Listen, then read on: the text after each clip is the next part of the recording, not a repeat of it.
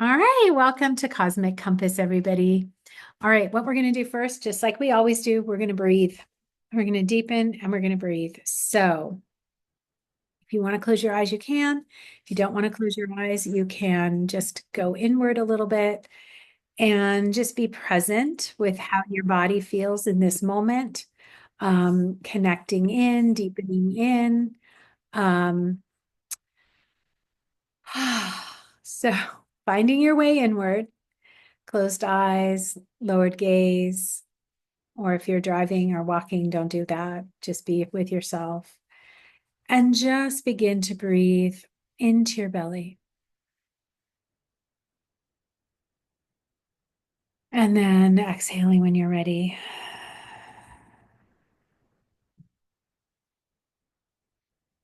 And breathing into your belly.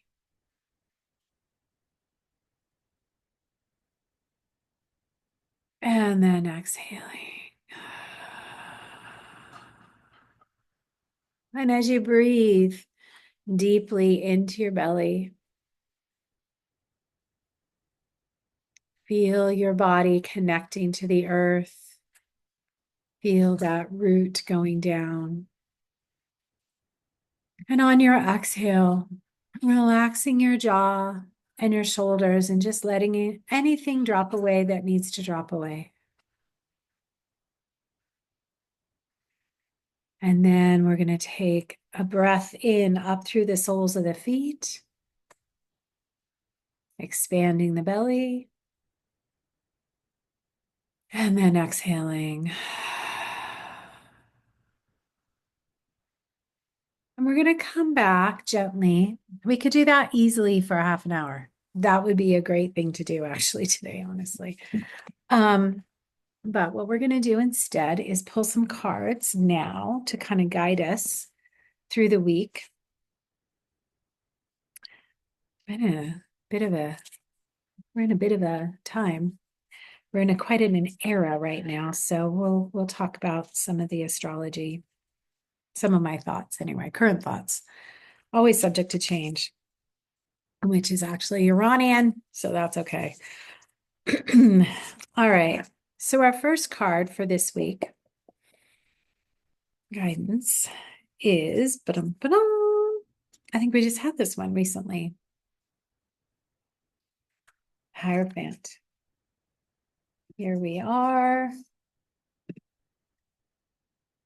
And again, best thing to do when I pull these cards is just what is the story for you in this card? The guidance here is really for each of us, right? So individually, but also collectively. I'm certainly happy to take a wild leap into the collective interpretation. But what I really want for each of you right now is to look at this as from an individual place. Like, what is this sharing with you right now? What is the story here? These cards I use because she's just really, really good at both getting the traditional meaning in here, but also bringing us some amazing art so that we have an opportunity to put ourselves into the story. So this is the first card. And now pull another card.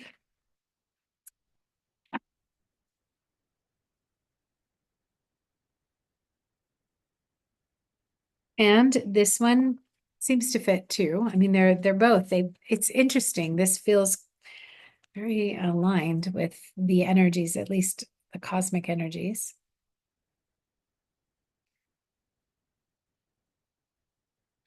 Two of Swords, for those of you that know your tarot. And again, what is the energy here? What is the story? And it's really important every time you see a card to open up to the story of the moment you're in currently. It can change. And just, what is this card saying to you? And again, I will actually do a collective read at the end. But I really just want to give you time to deepen into this.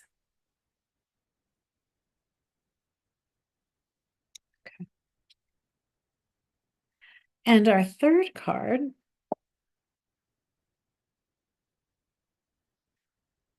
oh, I don't like this one. I mean, I like them all, but here we go. Three of Cups. And what's the story here? What's happening here?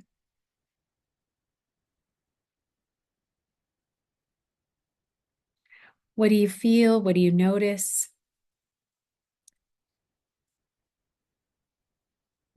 What part of this might you be in the story? It's so much fun to really come at it from this place, in my opinion. I just feel that you can shift your perspective anytime. Like if we pulled the same card every week for a year, it's a lot of time, 52 times, we could come up with 52 different stories. And that would actually be an excellent exercise. And of course, the traditional meanings are important. And I think having an opportunity to dive into those, as you know, I'm a big fan of the Angelus Arian Tarot Handbook.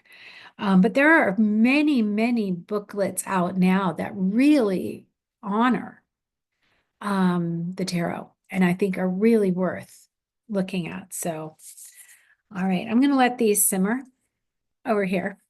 A cooking show. We're going to let these simmer over here and then we'll pull them out of the oven later or pull them off the stove later. Okay. Yeah, you can tell I don't cook much, but all right. Anyway, that's a side note. All right. So let's talk a little bit about Uranus first as a planet. So Uranus is this planet that is the unexpected. It is the wild card. It is also a tremendous planet of consciousness, opportunity, raising awareness, independence.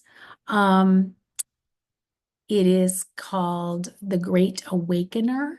So it awakens and it can cause chaos and confusion. I would say maybe less confusion and more chaos, but there is definitely a connection with Uranian energy and a lot of energy coming in. You can think of Uranian energy as like a lightning bolt. It is electric in nature. It comes in and it can shake things up. It can light things up. It can open things up. It can offer a path that we've never seen before. It can bring in ideas and blessings that we wouldn't have even considered. So just big, big, big change. And I like to skew on the side of the positive. Okay. So you know where this is coming from. When something is chaos, think of it as creative energy. That's how I like to think of it. You know, I grew up in a lot of chaos. Our world is in a lot of chaos. What can come from that is always my question. What is the greater thing that can surface when something is like this? And believe me, I'm not bypassing how challenging things are. I'm just want to be in that question. Being in the question is part of what is going to be asked for the 7 years that Uranus is in Gemini. Now, I will say this, it's going into Gemini on July 7th. It's coming back into Taurus in September, and then it goes back into Gemini on April 25th of next year. So we have a little bit of a preview, and I like that. Like we have a little summer preview of Uranus in Gemini. And here's a key word, curiosity. We want to stay in curiosity. So Jupiter has just exited Gemini and has now moved into Cancer. So we're going to nourish and flourish, right? Nourish and flourish while Jupiter is in Cancer. And if you didn't write your book while Jupiter was in Gemini, you have 7 years while Uranus is in Gemini. So we're not lost. The timing is happening. I will say that since Gemini does look at communication, teaching, learning, connections between people, knowledge, we also have the opposites of all of that to consider, and maybe they're not direct opposites. Actually, I don't see them as direct opposites, but that idea of not being so tied to the facts or tied to the knowledge, but being open to things looking differently than they might seem. Going underneath and seeking the truth in places that you might not have thought of before. So Uranus is going to definitely be turning over some rocks, right? What's underneath? It's not quite the same as Pluto going beneath the earth and like digging things up, but there is definitely this energy of, oh, look, when that wind came through last night, this got shuffled around and look, I just found this. Wow, this is exciting. So there is this element of breakthrough and moving past what we have been thinking is our path or our way and seeing something even different, which is really exciting. So what I love about the preview is that we get a chance to kind of be surprised, like, oh, I didn't even think of that. That kind of feeling like, oh my gosh, I couldn't have even seen it that way. And then Uranus will go back into Taurus and kind of move in our bodies a little bit more, want to move around some of the material resources in order to shift things into motion in a different way. And then we come back next year and we start to create anew. And I think having that awareness of knowing, again, so awareness of Uranus, knowing Gemini, the awareness of knowing combined with Jupiter and Cancer right now, with the amplification of feeling and sensitivity and intuition, is a really beautiful blend. So as we move through the summer, I'm really excited for us. It's really important while Jupiter's in Cancer to deepen into our feelings. How am I feeling? And let them flow. But how am I feeling? What am I feeling? And then with Uranus moving into Gemini, oh, what can I learn from this?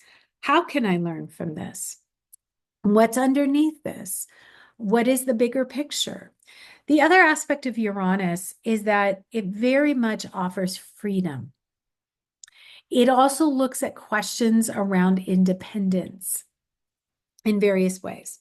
So Uranus takes 84 years to go around. And so not, I don't know, I don't think anybody here right now on this call has had their Uranus return just yet.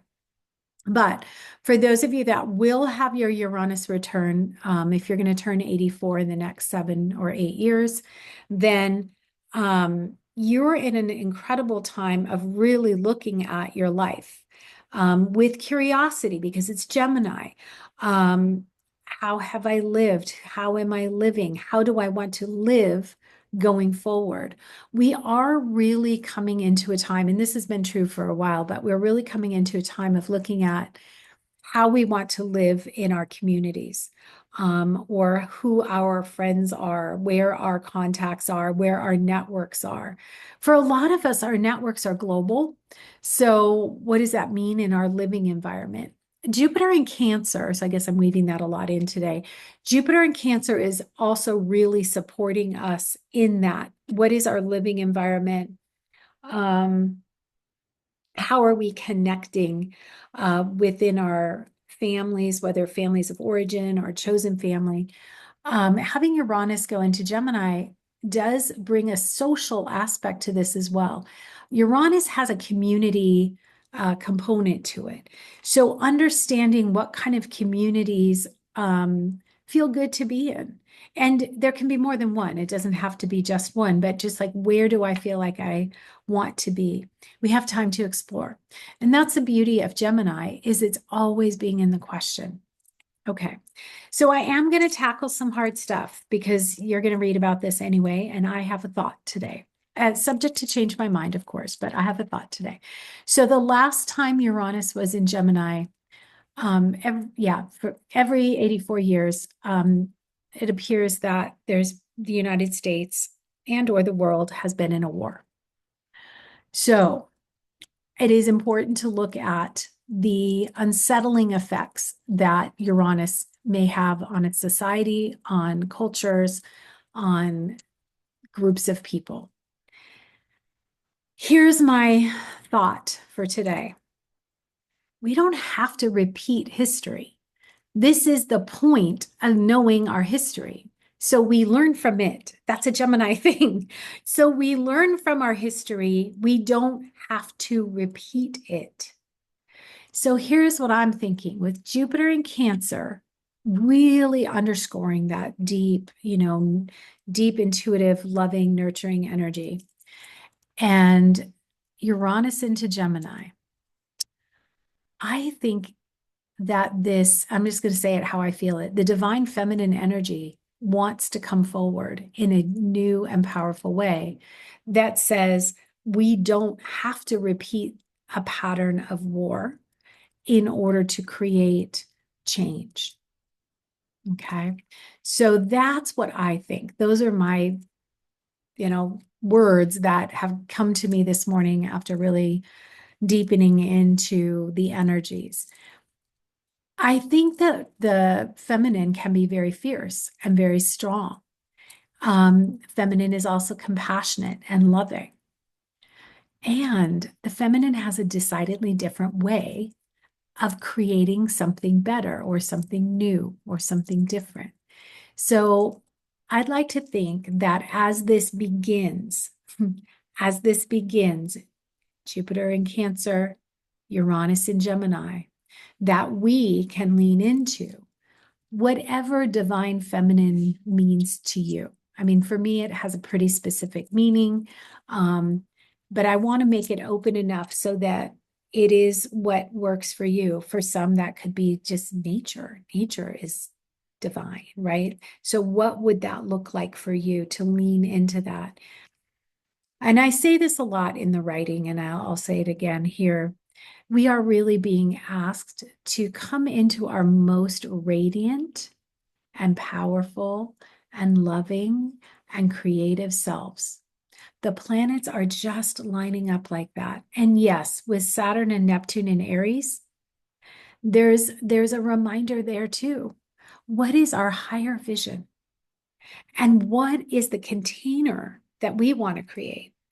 What boundaries do we want to create so that we can bring those higher visions into the world? Now, I am careful because I do know that language, I want to make sure that you all understand what I'm saying. When I say higher vision, I'm really speaking about like a higher vision of love. Like that's it. In the end, it's love. And love and support and generosity and creativity, integrity, just again, for me, that's the higher vision. So let's look at this card for a minute. It occurs to me that this card, I mean, it has a particular meaning.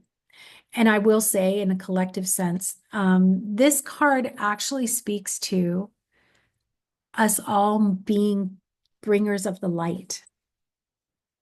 Let me see if I can get it back into focus here. Bringers of the light, lightness, joy, love. It also speaks to us all being part of a human family, that we're all part of a bigger family. And so, families have their things. So how can we become better at connection? Maybe we need to create boundaries, but how do we create loving boundaries, right? And those loving boundaries start with loving ourselves first. By the way, we have to really listen to that Saturn in Aries right now. So what does that boundary look like for you? What's a loving boundary, right? So looking at this card and thinking about us being the teachers, the students, the bringers of the light. In traditional tarot, this card represents the bridger, the one who bridges. between the patriarchy and the goddess cultures. It's always skewed toward the patriarchy, though, just to be clear, in a more traditional sense. I'd like it to skew the other way now. So let's take it as the bridge back over to more of that understanding of the divine feminine. Okay, so that's our first card. This card is interesting. There's a couple of ways to look at this card. I mean, you could look at it as if they are releasing her from not being able to see. You can look at it as a game that maybe they're all playing together. You could look at it as nefarious, like they're trying to blind her. Oh, thank you so much. Yes, the card also represents education, absolutely. And teaching, yes. And communicating, yes. Yeah, so there's so much here in this card that asks us to consider. I'm going to go with in first, what do we need to see? And remember, I take this pretty personally given my eye situation. What do we need to see? What am I not seeing? What can I see differently? What can I see better? And we've got some great stuff going on in the chat over here. Yeah, it's communication with truth. We've got a lot going on in this chat. So well done, people. You're doing great. This is really, is this an entanglement or a disentanglement, right? So this card, it's really interesting to me because it comes as the middle card. And it's like, okay, where am I in this process? One way or the other, there's something I need to see or I want to see and or wants to be shown to me. And I like to think of this as these, the blinders coming off, perhaps, and things to be easing in a new way. Traditionally, this is a card of embattlement of two opposing sides. So to be fair, I don't want to bypass. The Two of Swords often has us look at what have we learned from conflict? Yes, I saw the scales of justice. Yes, thank you. Thank you for pointing that out. Yeah, what have I learned from conflict? What can I learn from conflict that will allow me to be unbound from that either inner or outer conflict, right? And yes, the scales of justice are on her arm. Love that. And so what is going to be more just or right or aligned or refined for each of us and then collectively? There's a lot here. It's a pretty powerful card. Okay. And then Three of Cups. This looks a lot softer to me. Three of Cups traditionally has a lot to do with coming together and celebrating. I like that. I'll choose that. That works for me. There's also this element of staring at the stars, looking at the constellations, feeling our connection to the earth and to the stars. Exactly. The ease in being together, community, wonder. I love all these things that are coming through you. You guys are really on it today. So if we start with this and we put awareness here, right? We put awareness here and then we can come here. Normally, I don't say they're necessarily in a particular order, but I think today, I think they're in an order. I think that there's reminder who we are, what we're doing. This is real and happening. And where do we go with that? And then we get to here. And this reminds me so much. I've had just a lot of experiences in my life that feel like this, and I'm always super grateful. And I could use some more. We could all use some more of this, right? So the questions to be in, and again, questions are good. Deeper inquiries are good, particularly as Uranus goes into Gemini. Remember, we're just getting a preview, but then we have 7 years of being in these inquiries. You know, Uranus is like Why don't you look at what could be different? What will free you up for the next step of your life? What would be better? What are you not seeing, which kind of goes with that middle card, that you could see differently, right? It's a summer to remember for sure. We have so much shifting and changing. Now, Saturn, will have its, what else is possible? That's a great, yeah, exactly. I love that phrase. What else is possible? So with Saturn and Neptune, Saturn will move back into Pisces briefly. It will come back out in February with that Saturn-Neptune alignment at 0 degrees Aries. And then Jupiter is full into Cancer by then. Uranus will then step in April back into Gemini. And I don't mean to leave out all the other planets, but Pluto in Aquarius is kind of an ongoing thing for nearly 20 years. So we will come back to that.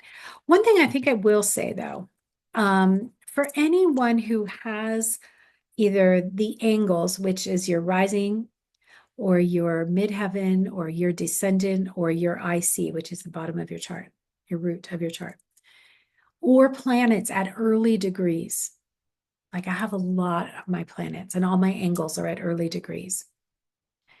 These planetary shifts are really big and they really have a lot for us to consider. So I was doing some reading today and just really deepening into my own learning, like what am I here to learn right now? And it's a lot, so for any of you that have particular planets at or the angles at early degrees, just know I'm right in there with you. So we're sorting this through together.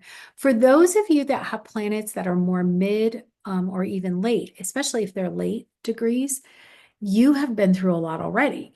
So you're going to be like integrating and trying to figure out, okay, now what do I do with what I've learned?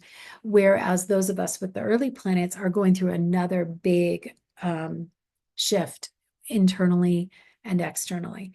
So I like the phrase, what's possible now, because, and I think we should probably adopt that. I'm thinking that might be the phrase or the question, because every time something shifts, I think that's the best place for us to go.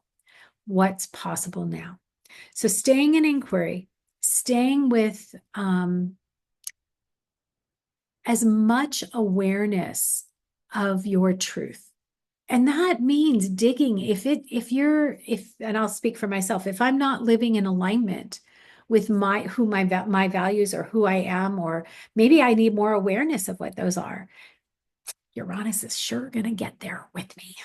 So there's going to be plenty to work with. There's going to be plenty to start the process of a shift or a change. And I was serious. I was kind of joking, but I wasn't actually joking. If you are interested in all in contributing through writing or speaking or teaching, this is the time. This is the time. Yes, and it can be gentle. Thank you, Nancy. It can be gentle. All of this can be gentle, particularly while Jupiter is in Cancer. I love this time, right? It can be very gentle. So, but if you want to write, these years following will be really good years. If you want to explore writing, if you want to explore sharing more of who you are, it's always a good time for that in my book. But these are really good shifts that will support us. So overall, as we move into the solstice, as we move into summer or winter, depending on where you are, we have a reminder. The sun and Jupiter are together in the sky, starting on the solstice. The week ahead is going to be one of those where if we can just really open up to the depths of who we are, and again, how do we love ourselves first? How do we love others? And listen to our intuition. Everything is deeply illuminated right now. deeply illuminated, and it will continue to be that way. So that's very exciting. Very, very exciting. And I love, again, let's emphasize again what's possible now. It can be gentle. I will say Uranian energy it carries a lot of energy. So here's a tip, I think, is to increase your capacity for life force energy. And a couple of things you can do to do that. I have a practice that I do and share and teach that allows the body to open up and create greater capacity for more creativity, more love, more joy, more feeling, more depth, all kinds of things. It just creates more openings. I know a lot of people do Qigong to do that as well. I don't know enough about other martial arts, but I suspect there are others that Qigong isn't a martial art, but that there are martial arts that allow that you have to open up the vehicle of your body to create greater capacity for centering and strength. And yoga, of course, is another very powerful modality. Meditation, walking, drinking a lot of water. I mean, it can be as simple as drinking more water, but we do want to increase our capacity. So, another thing that's good, heart math, really dropping into our heart, right? And really gently opening, opening, opening. All of this. Oh boy, is there a technical issue? It's working now. You went silent for a bit. Okay, all right. Now your visual froze. Okay. Or Well, it could be mine. my internet. I'm sorry if that's happening for all of you. I'm so I can sorry. hear you now, though. Thank you. Mhm. So, having an opportunity to deepen into who we are, however we get there, right? And to honor this capacity, think Jupiter in Cancer, to honor the capacity for more love, more nurturing, to both, and again, I've said this before and I'm going to say it again, to receive in equal measure to how much you give. Really different to receive in equal measure to how much you give. So helpful. So helpful. So, whatever your talent, skills, whatever it is that is calling to you, wherever the invitations are, remember to respond. And I will be the first to say that there's so much coming up that I'm taking notes in my journal because I don't always have that ability to remember it all at once, right? So I'll need to remember it later. And that's really, really important. Um, oh, I love it. Thank you so much. There's is a great, the difference between a martial art and Qigong is one builds energy for force, the other releases energy to allow source energy to come in. That's great definition. So, however, we're going to do this understanding our capacity to deepen, to receive, to give, to share, to open, that is what is going to help, in my opinion. And I'm actually pretty excited about all of this. Now, come July 7th, I'll let you know how it's going on that front. But right now, it feels like a good shift. Also, to remember this when a planet is nearing the end of a sign, like Uranus and Taurus. Now, granted, it's not over yet, but right now it's at that last degree. Things can intensify. Okay. So if things feel intense right now, you're right, they are.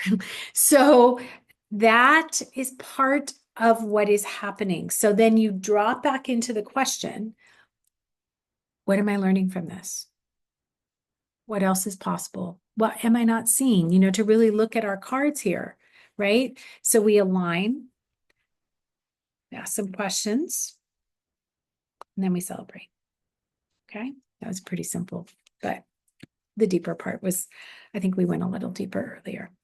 All right, so that's what I have for you today. It's short, but it's I think important to honor the shift in the planets and next week we'll have a really fun guest and really great raffle, just saying.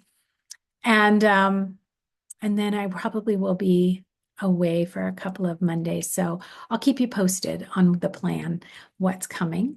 And thank you all so much for joining me live. This is so much fun. I love it.